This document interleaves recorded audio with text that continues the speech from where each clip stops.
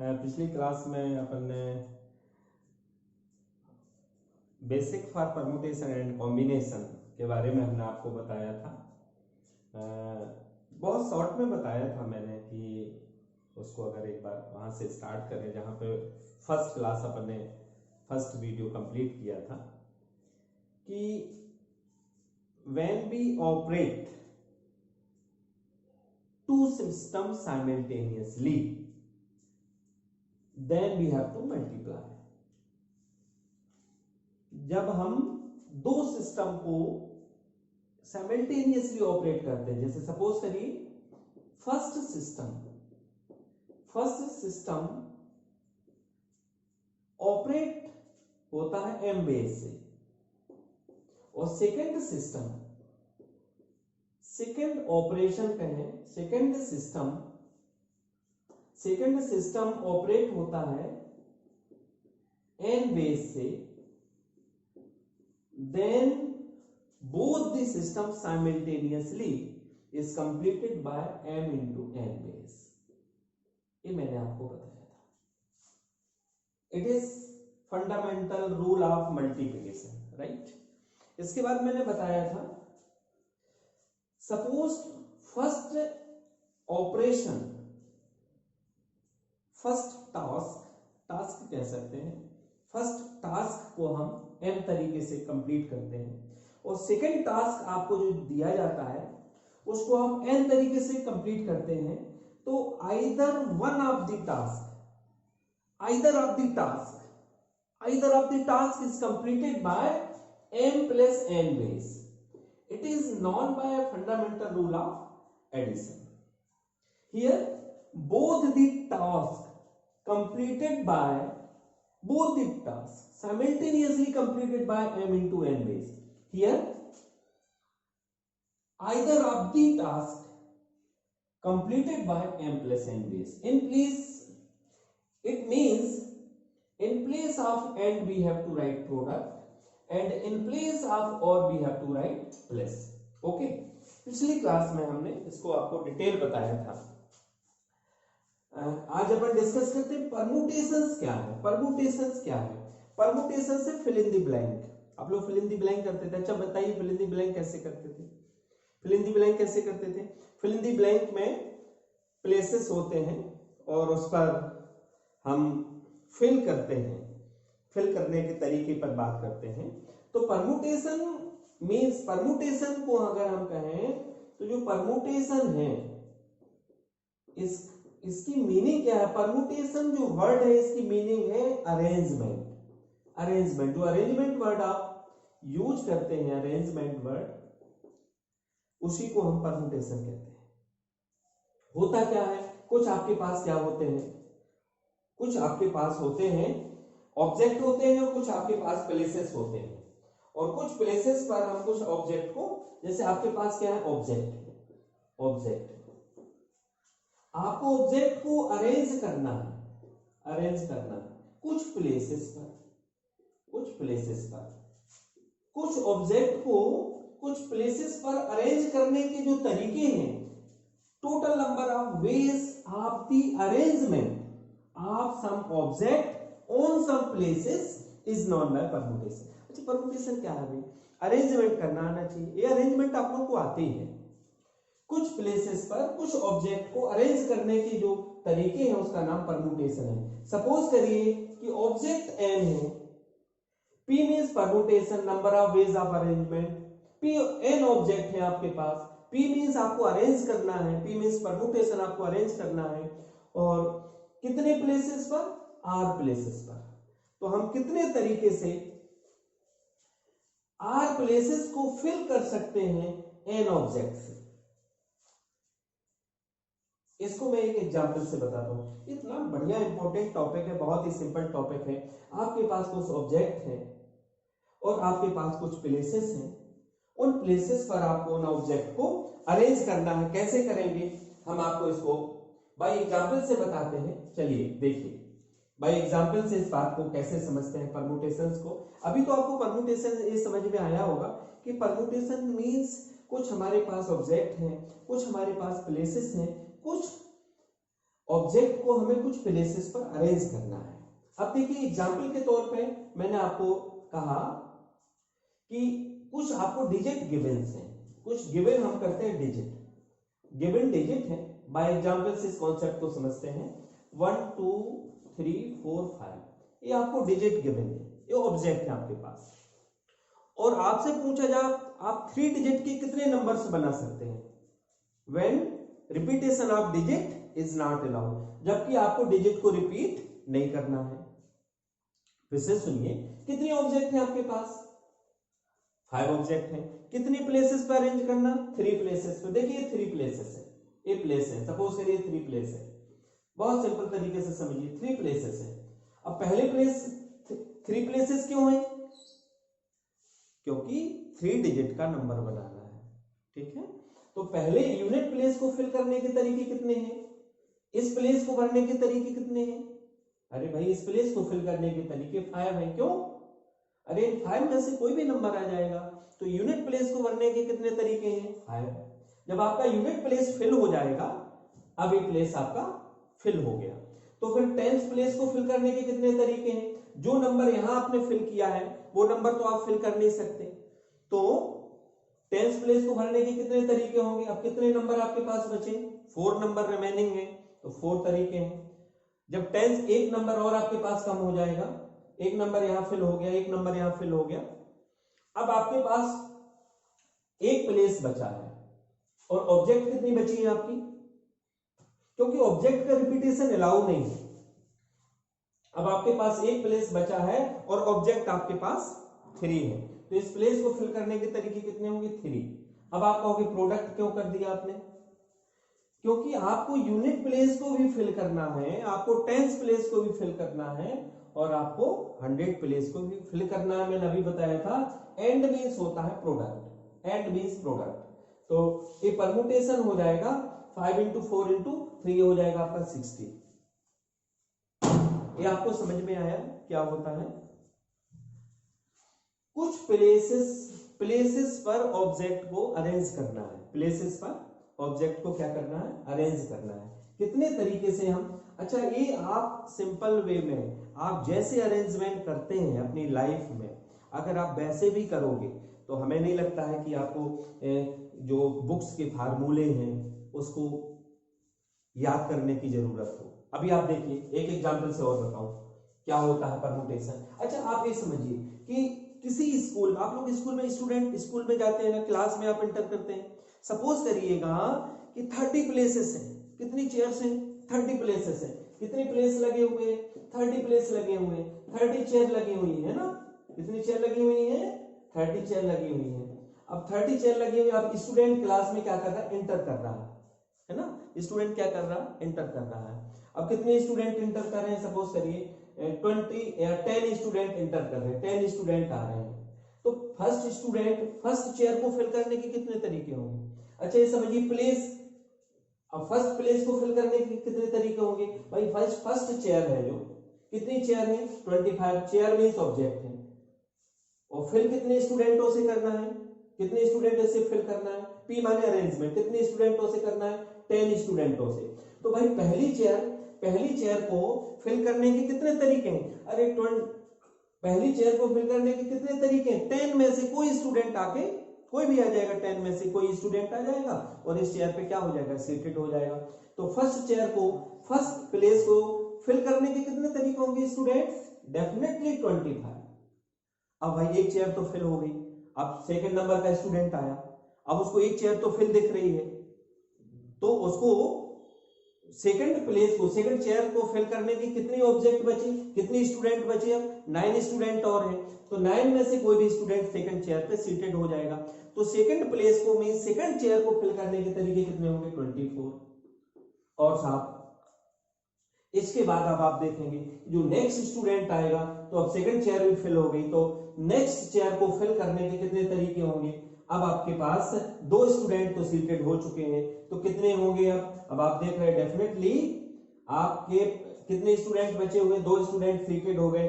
25 chairs थी, कितनी chair fill हो चुकी हैं? 2 प्लेस फिल हो चुके हैं, तो उसके लिए कितने प्लेस बचे हैं? 23। और इस तरह से ये जितने स्टूडेंट्स हैं 10 स्टूडेंट, जितने भी आप देख रहे हैं यहाँ पे, आप देखेंगे जितने भी यहाँ पर स्टूडेंट हैं आप देख रहे होंगे वो उतने फैक्टर आ जाएंगे। फिर 22 होगा, नेक्स्ट 21 होगा, नेक्स्ट क्या होगा 20 होगा, नेक्स्ट क्या होगा 19 होगा, नेक्स्ट क्या होगा 18 होगा, 1 2 3 4 5 6 7 8 और ये 17 और ये 16। ये देखिए। अच्छा इसमें क्या फार्मूला रटना आप ये बताइए, इसमें क्या परमुटेशन, क्या टफ है इसमें, आप हमें बताइए। इसी से फार्मूला भी हम ड्राइव कर देंगे। अब आपको एक बात तो समझ में आ गई मेरे स्टूडेंट्स, क्या समझ में आ गई कि कुछ प्लेस पर कुछ ऑब्जेक्ट को अरेंज करने के जो टोटल नंबर ऑफ वेज हैं उसी का नाम परमुटेशन है। ये बात तो आपके दिमाग में फिल हो गई कि हमारे पास कुछ प्लेसेस होंगे, कुछ ऑब्जेक्ट होंगे, कुछ ऑब्जेक्ट होंगे, उन्हें हमें अरेंज करना है कुछ प्लेसेस पर। तो कंपैरिजन करिए, n ऑब्जेक्ट हैं, उन्हें अरेंज करना है r प्लेसेस पर। फार्मूला बनाए अपन, फार्मूला अपन ड्राइव करें, कैसे ड्राइव करेंगे? अच्छा ये बताइए, फर्स्ट स्टूडेंट आके, अब देखिए कितने स्टूडेंट हैं, n स्टूडेंट है, कितनी चेयर है r। पहली चेयर को फिल करने के तरीके 25, पहली चेयर फिल हो गई, पहली चेयर को फिल करने के तरीके 25। अब पहली चेयर आपकी फिल हो गई तो सेकंड चेयर को फिल करने के कितने तरीके होंगे भाई, आप बताइए ना। 24 डेफिनेटली, वेरी गुड। फिर कितने होंगे, फिर कितने होंगे, ये माइनस होता जाएगा ना, 23 होंगे। ऐसे ही यहां पे क्या होगा, फर्स्ट चेयर को फिल करने के तरीके कितने होंगे n, देन क्या होंगे n-1, देन कितने होंगे n-2। अब 2 how many factor, product of r factor, लीजिए प्रोडक्ट ऑफ r फैक्टर, इसके कितने फैक्टर होंगे r फैक्टर। परमुटेशन का फार्मूला आप लोगों ने ड्राइव कर लिया, क्या ड्राइव कर लिया, देखिए 6 ऑब्जेक्ट हैं, कितने प्लेस हैं 2 प्लेस हैं, कितने तरीके से फिल कर सकते हैं 6 के 2 फैक्टर है, 6 into 5। आप लोगों ने फार्मूला ड्राइव कर दिया, आप ही लोगों ने बना दिया, आप ही लोगों ने बना दिया। परमुटेशन कुछ है ही नहीं, कुछ ऑब्जेक्ट को कुछ प्लेसेस पर अरेंज करने के केवल तरीके। अब इसको थोड़ा सा सिस्टमैटिक फार्मूले के बेस फॉर्म में लिख दें, बट बेसिकली ये जैसे मैं कहूं आपसे कि बताइए, आप लोगों से क्वेश्चन पूछ लेता हूं कि how many 4 digit number there are, given digit है 1 2 3 4 5 6 7 8, एक गिवन डिजिट्स है, डिजिट मींस ऑब्जेक्ट समझ लो, गिवन डिजिट है, कितने डिजिट गिवन है 8 डिजिट गिवन है। आपसे पूछा जाए कि 4 डिजिट के कितने नंबर्स आप बना सकते हैं, how many number you can form of digit 4।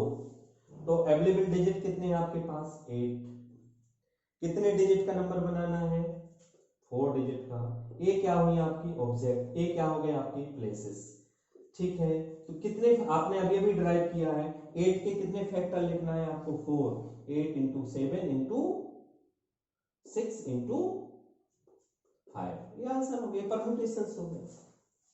अब ये तो परमुटेशंस के बारे में आपको थोड़ा सा बताया कि permutation means number of ways of arrangement. अब आप कहेंगे कि बुक में तो कुछ अलग फार्मूला है, बुक में सिंपल चीज को टफ बना दिया गया। आप कहोगे कैसे सर, सिंपल टफ को कैसे बनाए, जैसे 6p3 लिखा, इसका मतलब है ऑब्जेक्ट 6 है, प्लेसेस 3 है, आप कहेंगे इसका आंसर है 6 into 5 into 4। अब इसको टफ कैसे बनाते हैं बुक में, सुनिए, इसमें क्या किया हमने, 6 into 5 into 4 किया और फैक्टोरियल 3 से मल्टीप्लाई एंड डिवाइड किया। फैक्टोरियल 3 से क्या किया, मल्टीप्लाई एंड डिवाइड, 6 5 4 3 2 1, ये क्या बन गया फैक्टोरियल 6, और ये क्या बन गया फैक्टोरियल 3। ये ऐसा था, इसको पहले बिगाड़ के ऐसा लिखा, फिर कैसा लिख दिया, ऐसा लिख दिया, और फिर क्या किया, अभी भी नहीं माने, फिर क्या लिख दिया फैक्टोरियल 6 अपॉन फैक्टोरियल 6 माइनस 3। अगर आपको डायरेक्ट ऐसा पढ़ाया जाए ये ज्यादा बेटर है कि हम आपको ऐसा पढ़ाएं, फिर आप उसको पहले ऐसा लिखें, फिर ऐसा लिखें, यहां जाएं, फिर यहां जाएं, फिर यहां आए और फिर यहां पे आ जाए। ये देखिए आप बुक में जो तरीका होता है इतना, आप पढ़ा कैसे देते हैं, देखिए अब आपको कैसे बता देते हैं, एनपीआर को कैसा बताते हैं, ये फार्मूला सही है लेकिन बुक का प्रोसेस टफ होता है। अब देखिए इसको फैक्टोरियल एनपीआर को लेते हैं factorial n upon factorial n minus r. ये देखिए अब आप देखिए इसी क्वेश्चन को इस फार्मूले से करके देखिए, क्या बताया मैंने, एनपीआर का क्या फार्मूला है, factorial n upon factorial n minus r. अब इसी क्वेश्चन को इससे करिए 6p3 को, तो स्टूडेंट क्या करेगा 6p3 में क्या करेगा, आप देखिए इसी को इस कॉन्सेप्ट से करेगा। 6p3 को पहले स्टूडेंट लिखेगा फैक्टोरियल 6, फिर लिखेगा दोनों का डिफरेंस, फिर क्या लिखेगा फैक्टोरियल 6, फिर लिखेगा फैक्टोरियल 3, फिर क्या करेगा 6 into 5 into 4 into 3 into 2 into 1, then क्या लिखेगा 3 इंटू 2 इंटू 1, फिर कैंसिल करेगा, फिर क्या आएगा 6 इंटू 5 इंटू 4।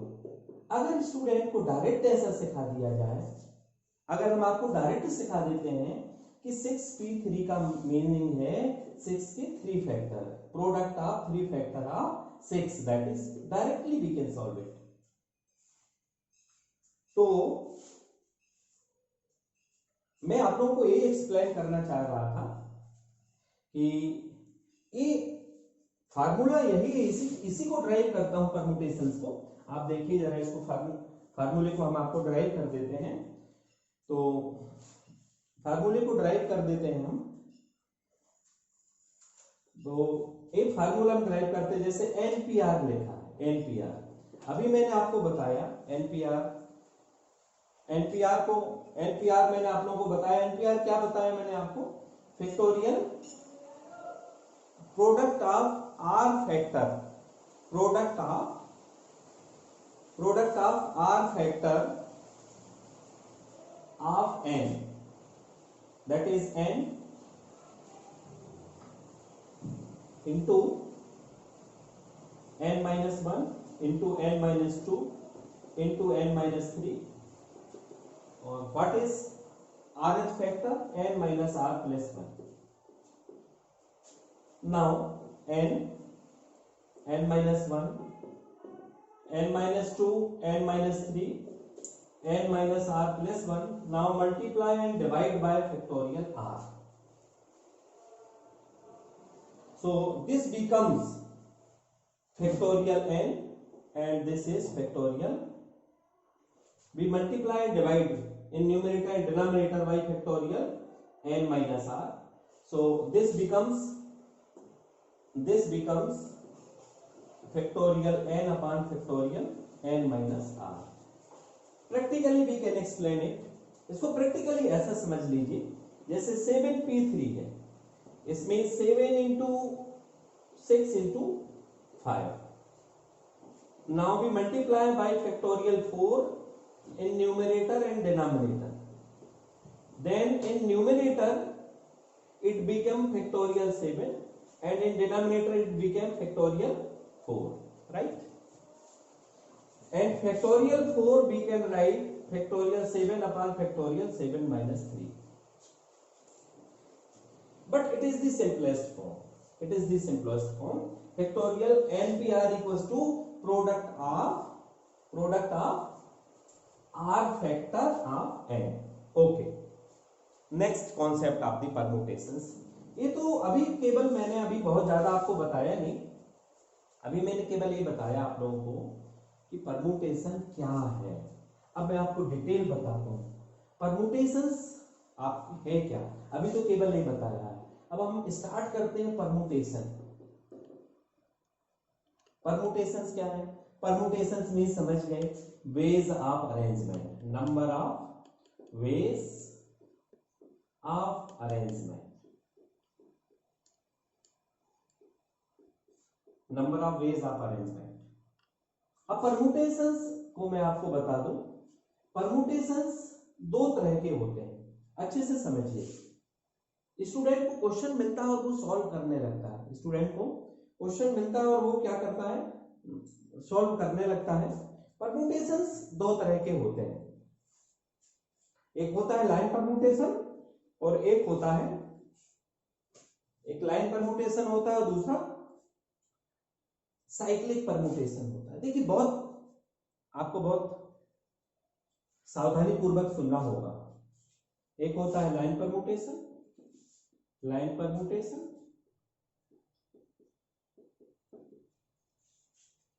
और दूसरा परमुटेशन होता है साइक्लिक परमुटेशन,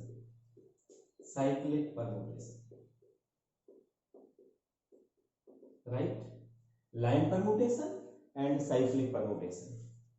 अब लाइन, अभी आप कौन सा परमुटेशन पढ़ रहे थे, पता पड़े यही मालूम नहीं किस तरह की अरेंजमेंट पढ़ रहे थे भैया। अभी आप लाइन परमुटेशन पढ़ रहे थे, लाइन में अरेंज करना, जिससे अपन कहते थे ना कि लाइन में बिठाना, पंक्ति में, लाइन परमुटेशन। लाइन परमुटेशन भी दो तरह के होते हैं भाई, ऐसा नहीं। बच्चे क्या समझते हैं कि permutation means NPR, means factorial n upon factorial n minus r। No, there are 3 remaining cases. केवल एक केस में है ऐसा, अभी इसके 3 केसेस रिमेनिंग है। स्टूडेंट समझता है permutation means factorial n upon factorial n minus r। No, there are 2 types of permutation, line permutation and cyclic permutation. Now अब लाइन परमुटेशन भी 2 तरह के होते हैं। आप कहोगे हमें जो परमुटेशन बताया वो कौन सा बताया है, मैं आपको बता रहा हूं। आपने पढ़ा है line permutation when repetition is not allowed, when repetition of object not allowed, ये वाला परमुटेशन मैंने आपको बताया है। इस वाले परमुटेशन में NPR, इस वाले परमुटेशन में NPR होता है factorial n upon factorial n minus r। या फिर ऐसा नहीं पढ़ना हो तो जैसा मैंने आपको बताया n minus 1 n minus 2 up to how many factor, r factor. अब आपको दूसरा परमुटेशन बताता हूं। दूसरा परमुटेशन होता है, इसको भी समझिए, लाइन परमुटेशन में ही दूसरे नंबर, अभी साइक्लिक परमुटेशन तो स्टार्ट नहीं किया, एक साइक्लिक परमुटेशन, साइक्लिक। अब लाइन परमुटेशन में जो दूसरा टाइप है वो है when repetition is allowed, when repetition of object is allowed. इसमें NPR क्या होता है मालूम है, इसमें NPR होता है n into n r factor. इसमें भी r फैक्टर है, आप कहेंगे इसके पहले भी r फैक्टर है, इस बार तो कम ही नहीं हो रहा है। इसको समझाता हूं। अभी आप कहेंगे कि ये कम ही नहीं हो रहा है, n इंटू n, बल्कि यहां क्या हो रहा था, डिक्रीज हो रहा था, n then n minus 1 then n minus 2, but यहां क्या हो रहा है, n इंटू वाई। इसको समझिए। इसके बाद में आपको बताऊंगा साइक्लिक परमुटेशन। अभी मैंने एक बात बताई कि अरेंजमेंट कितने तरीके की होती है, 2 तरह की, line permutation and cyclic permutation. Line permutations 2 तरह के होते हैं, where repetition of object is not allowed, जो कि आप लोगों ने पढ़ा अभी, इसका सिंपलेस्ट फॉर्म है और टफेस्ट फॉर्म है। अब आपको जो सा फॉर्म पढ़ना हो, दोनों ही एप्लीकेबल है। और when repetition of object is allowed, n into n। आप कहोगे कैसे होता सर, आप बताइए जरा इसको सुनिए, इसको सुन लीजिए आप लोग, है ना। अब देखिए इसमें क्या होता है, सपोज करिएगा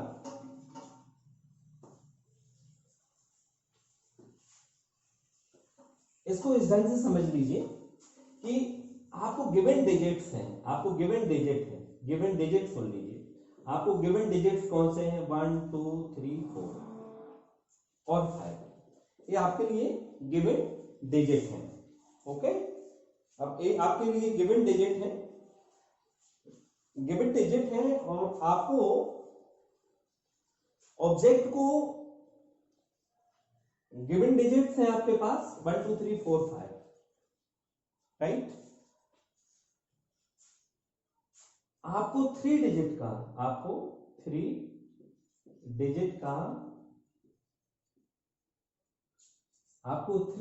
का नंबर्स बनाना है, 3 डिजिट का। व्हेन रिपीटेशन इज अलाउड, कितने डिजिट का नंबर बनाना है, 3 डिजिट का नंबर बनाना है, और व्हेन रिपीटेशन इज अलाउड। अब 3 डिजिट का नंबर बनाना है, आप ध्यान दीजिएगा, 3 डिजिट का नंबर आपको बनाना है। तो चलिए कितने प्लेसेस हैं आपके पास, 3 प्लेसेस हैं। कितने ऑब्जेक्ट थे आपके पास? 5। प्लेस कितने हैं? आपको 3 डिजिट का नंबर बनाना है, रिपीटेशन अलाउ है। तो यूनिट प्लेस को फिल करने के कितने तरीके हैं? 5 में से कोई भी नंबर, तो कितने तरीके? 5। अच्छा, यूनिट प्लेस फिल करने के 5 तरीके हैं। अच्छा, यूनिट प्लेस फिल करने के बाद टेंस प्लेस को फिल करने के कितने तरीके होंगे? 5। आप कहेंगे क्यों?